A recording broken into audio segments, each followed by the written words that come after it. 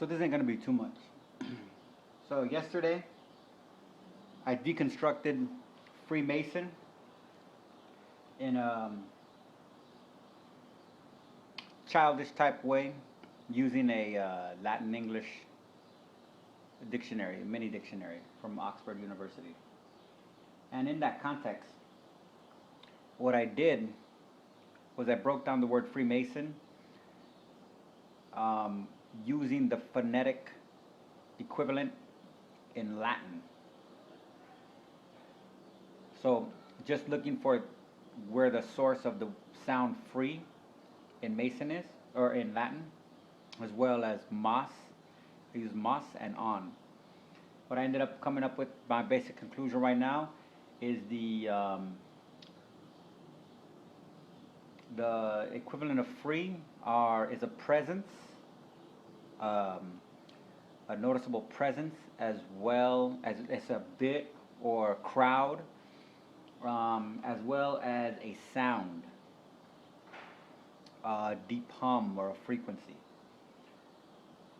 On top of mas is masculine, and on is onerous, a burdensome, carrying, load, all that good stuff. Now, to show you how my understanding is expanding and blossoming, and I'm like they'd call it, you're getting new degrees, you're learning new things. They have to go through the stupid rituals in order to be tricked into learning new things. I can actually do things to prove that I'm doing way more than learning. I'm realizing. And they know the difference of that. Well, the supposed teachers, there are no real teachers because it's levels. But I want to give you can do a visual aid too. This is a copyrighted source, obviously. But this will give you an idea of what exactly Freemason means, or the experience of Freemason is on a human scale. This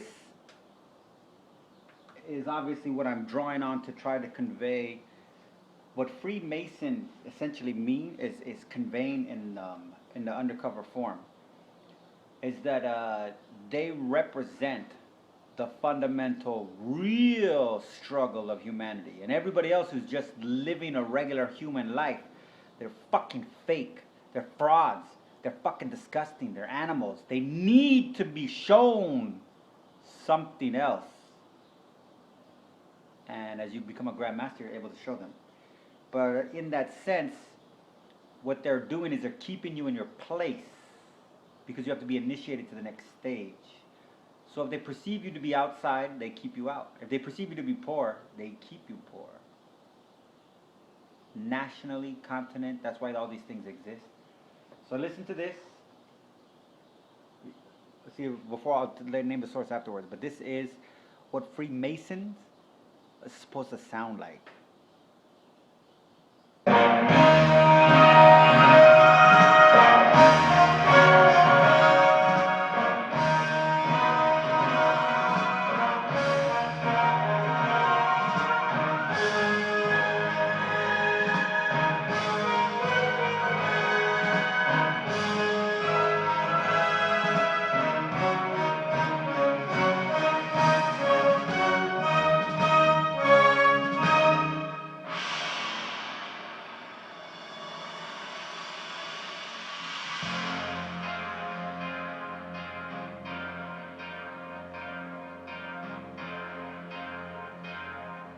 I've listened to this hundreds of times.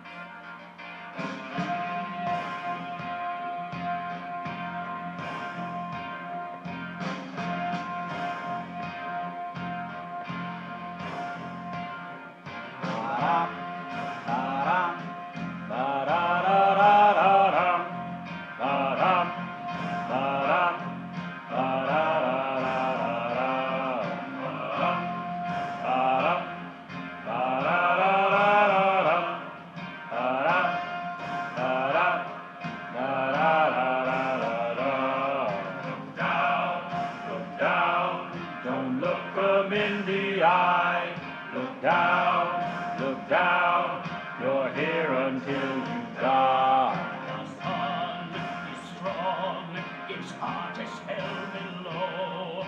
Look down, it's 20 years ago. I've done no wrong. Sweet Jesus, hear my prayer. Look down, sweet Jesus doesn't care. I know She'll wait, I know she'll stay true. Some shit. Look down, they've all forgotten you. When I get out, you won't see me here for dust. Look down, you're standing behind. How long, Lord, before you let me die? Look down, you'll always be a slave. Look down, you're standing in your grave. So, the significance of that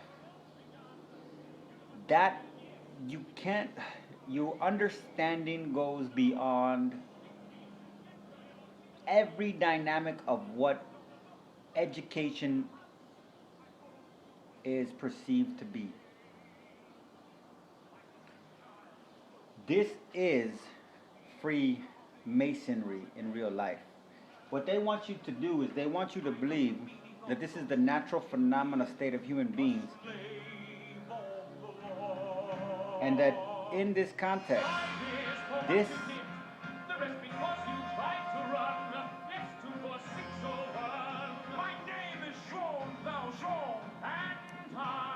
Shabby! Do not forget my name. Do not forget me. 24601. Down. That's it right here. Down. You'll always be a slave. Look down. You're standing in your grave. So on that note, again, it's important to understand the entirety of the police force around the world revolves around Freemasonry. As such, what you're seeing, again, I want to emphasize in Baltimore. This is the kick with Baltimore. In my world, Baltimore is a battle between two fascist elements. What you saw today in the headlines is you saw black religious leaders who are affiliated with Christianity interceding on what they're doing is they're portraying themselves to be interceding on behalf of the public, which they likewise equate to the police. Echoing the same, what I would have to say is the Boule society narrative. The Boules are the Uncle Toms. They're the complete sellout. They're the true niggers. When you see a nigger moment, this is what I've been trying to find out. This is why, to show you how powerful the Boule is. Real shit. This is a perfect evidence of all power. So I'm going to put it like this. This is how you determine power. When you got something that is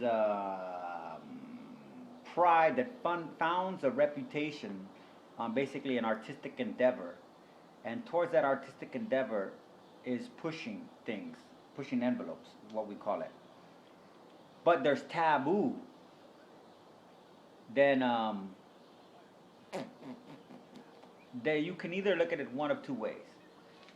The fact that they won't touch it discredits the validity, significance, or even the joke of it. Or it reinforces the reality, existence, and influence.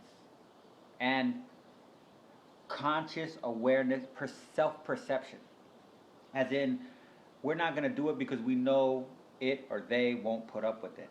In that context, I have watched every season religiously. I've even checked them out from the library on DVD set, even though I've watched them on YouTube, just to rewatch them so that they're on record of me checking them out of the library. And that's the Boondocks. Within the context of the Boondocks, they've done everything.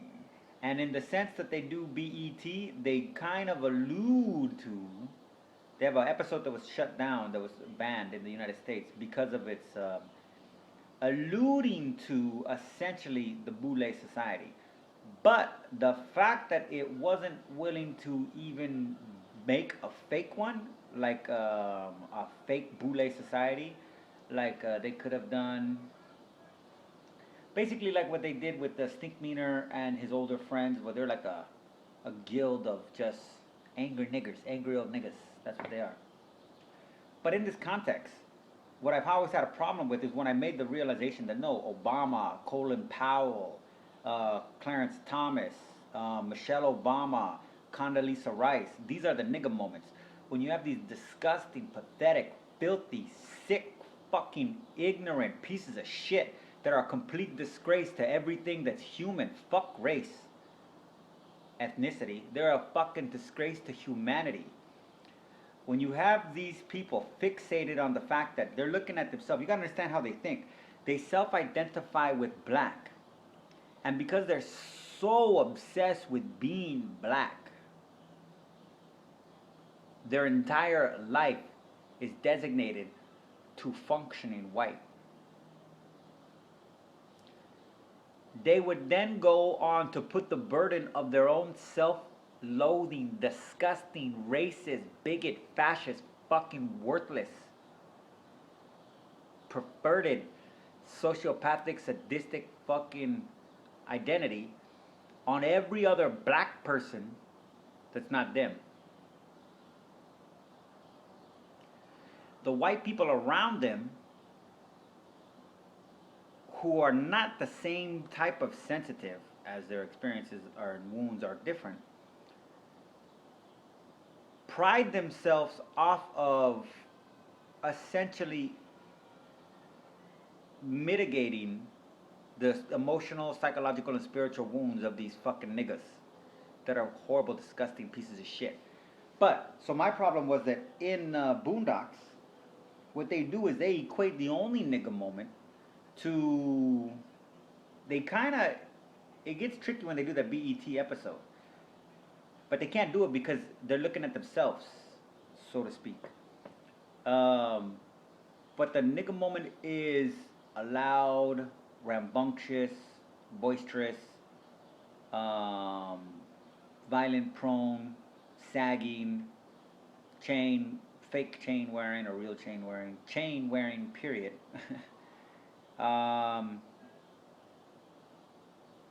Macho type shit.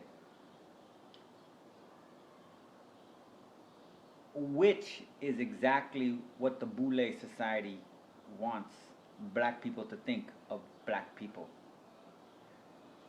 Now, in this context, what's going on in Baltimore, you had the black attorney general who's named Lynch, Angela Lynch, who on the day she's confirmed, the war riots are kicking off.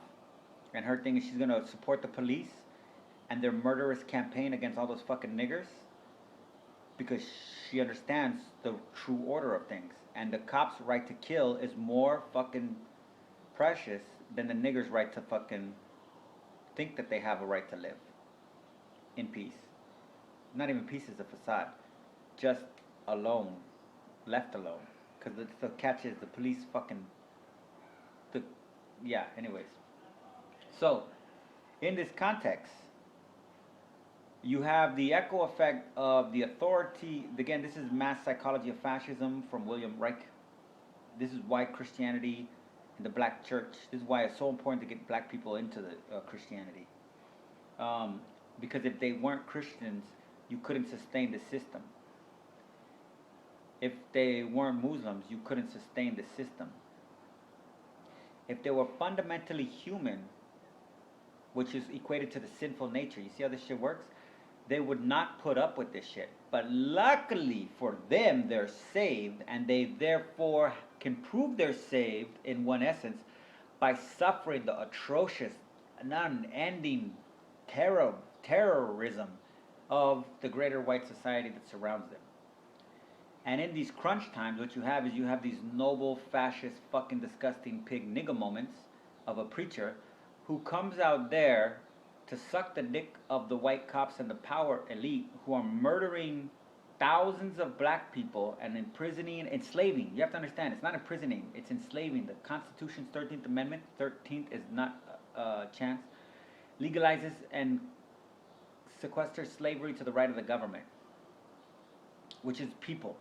So when you read the Constitution correctly, the 13th Amendment just tightens the circle of who can own, which individual human beings under what conditions can own slaves and what's designated a slave.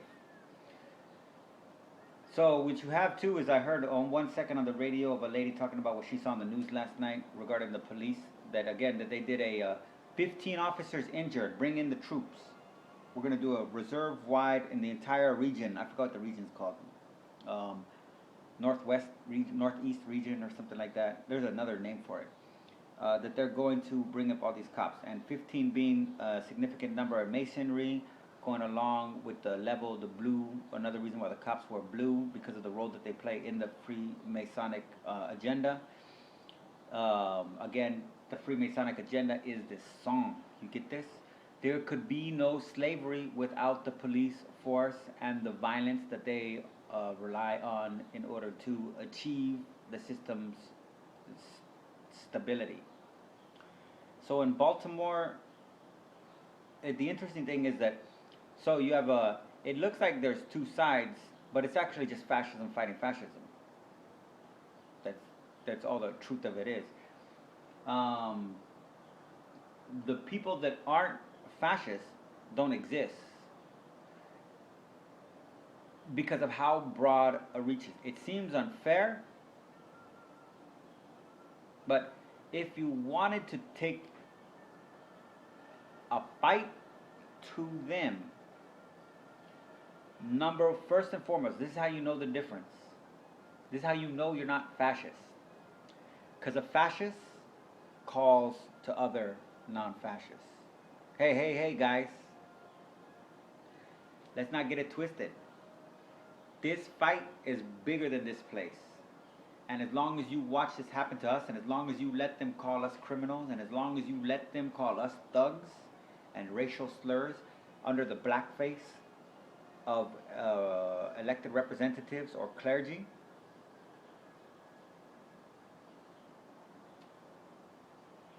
so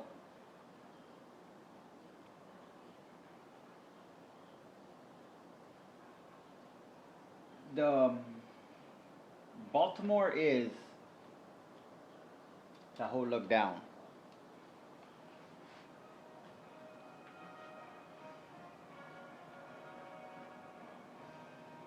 Are they going to achieve anything? What would you want them to achieve? Would you want them to dismantle the American government? Would you want them to disband the state senate? Would you want them to disarm the police? Would you want them to make it illegal for the police to receive any gifts from the military? Would you make it illegal for the military to resell weapons that we paid for so that they can make a profit off them without any resource to us? Would you make it, would you incentivize? Okay, now think of this is how it works. I'm going to show you how this shit works. Obama got into office. I'm going to show you how dangerous this shit. The nigger got into office. Black people voted him to office. If every black person could have voted, they still wouldn't have been able to fucking vote him into office. If they all voted for him and half the white people didn't, voted against him. Black people still wouldn't. If a third of the white people fucking voted, they'd still beat every fucking black person, man, woman, and child. Unfortunately, not every black person can vote. One, because a lot of them are under 18. Two, because 1 out of 7 men that are eligible for voting can't vote because of the laws throughout the country that prohibit convicted felons of voting. So as you whittle down the eligible voters in the black community, if every eligible voter of the black community actually voted for Obama, it still wouldn't matter. So, but in that context, when he gets to the office, he immediately, again, he does the George Bush mandate, George Bush Sr. mandate. He lives up to his master's agenda, fulfills everything, covers up the tracks of his George Bush's son, his master's son, potentially his 9th cousin. according to DNA results that are public record and official, the Henry Louis Gates bullshit thing. So then, what you do when he gets into office, this is what's critical though. He tells the newly renamed ICE, which used to be INS, in Immigration, Customs, and Enforcement, okay, who are redneck fucking Nazi disgusting fucking pigs, okay? They drink fucking the blood of fucking minorities. They love to fucking hate the women of these groups. You gotta understand, they make it think like it's a men thing. No, they wanna fuck the Mexican women, they wanna fuck black women, they wanna ban them all, they wanna do all kinds of, I wanna have sex too with women. The whole different context, because to them, it's all about a superiority complex. They're not trying to be attractive. They're trying to be disgusting. That's why they look like filthy fucking bald-headed fat fucking slobs that have to do steroids in order to fucking pretend to stay in shape so they can inflict as much violence as possible on every fucking unsuspecting human being that they can identify based on complexion. So when Obama gets in office, the nigga tells these fucking honky motherfuckers and these sellout fucking spicks that are the most disgusting spicks on the fucking planet who joined the Border Patrol and ICE that hey guys, this is the tough. I'm a father figure now. I'm in control here. I'm not just some black guy shill. Here I'm gonna put down the law for you white folks. You guys, you're ICE. You know you've been in some trouble with immigration here. How about we fix this? If you don't deport over 400,000 people a year, I'm going to cut your funding. And since then, the ICE, the Bureau, the ICE, whatever you want to call it, Bureau, Department, Agency, has not failed to fucking deport a minimum of 400,000 people a year since Obama's been into office. The very first year, I think they deported more people in the first year than were deported the last term of Bush. On that context, this is what Obama likewise could have done, could do. He came out with the idea too, oh, we can get a coin where we can make a coin $16 trillion and pay off the debt. Wow, that's really smart. Okay, that is a genius idea. So that goes to show he has the capacity of solution-orientated things. So you have 5,000 Americans dead. You have black people being killed off the fucking chart. Obama could just as likely say, the police department that go an entire year without any killings of civilians receive additional funding, as opposed to the police departments that harass brown-skinned people, asking them for papers and participating in federal immigration investigations, they're going to get more funding. You see how this shit works? Obama could likewise say, oh, you know what, guys? Hey, we're going to give some federal funding of emergency aid to Baltimore. Okay? If police can defuse the situation with less than 100 arrests and without any deaths, we'll increase the funding.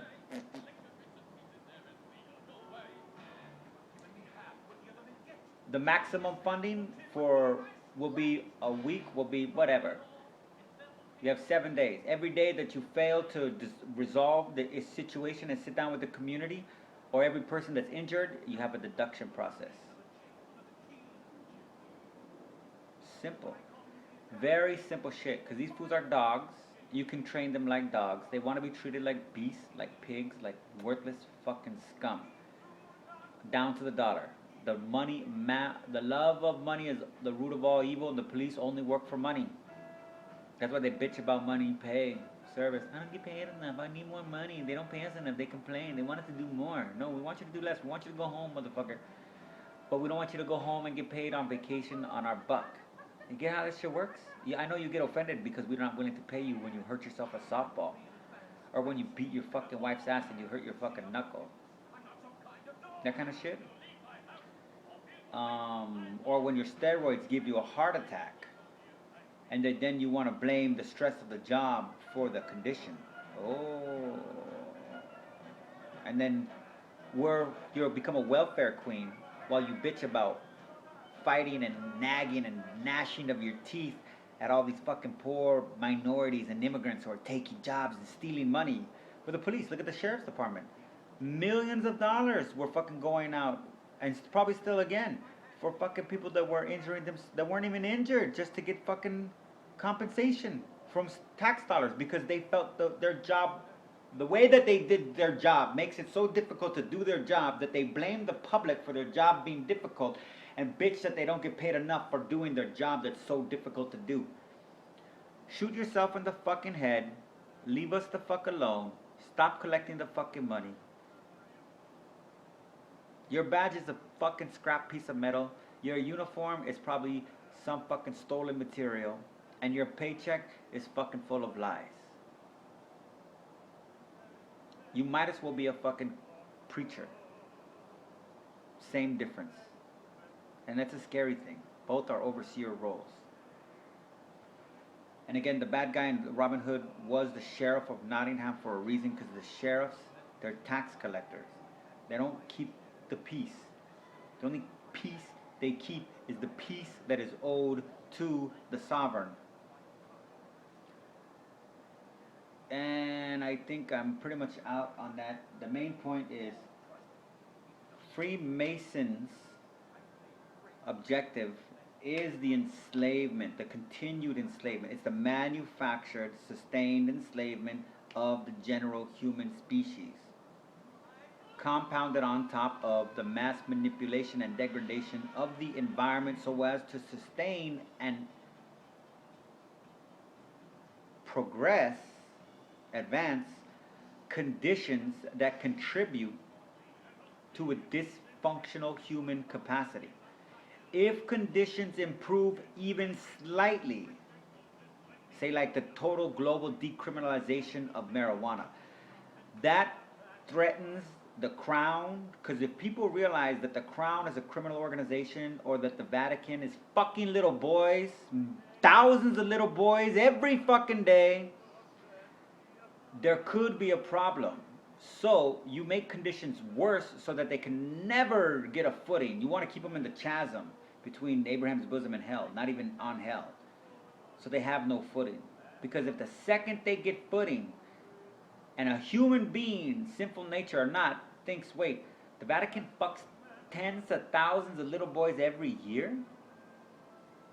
The police have killed more Americans in their war in America than were killed in the entire Iraq war, which is a combat, fucking full-scale combat zone against the most dangerous terrorist organization on the fucking planet.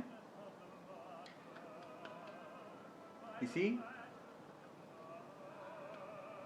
The incentives, the way the incentives work, the Fast and Furious program where they were sending weapons into the cartels to fuel the violence in the Mexican war, the Mexican Civil War that's going on right now, that has cost over 100,000 lives, but made hundreds of billions of dollars for American businesses, weapons manufacturers, border patrols, drones, again, uniform manufacturers, equipment, vehicles. Good dead Mexican. A good dead Mexican is worth a lot. If people get their footing, so things have to get progressively worse, that is the role of Freemason, is in order to sustain the catastrophe. And they are the police. Does that mean they deserve to die? Yes. Does that mean you have the right to kill them? Yes. Does that mean you should?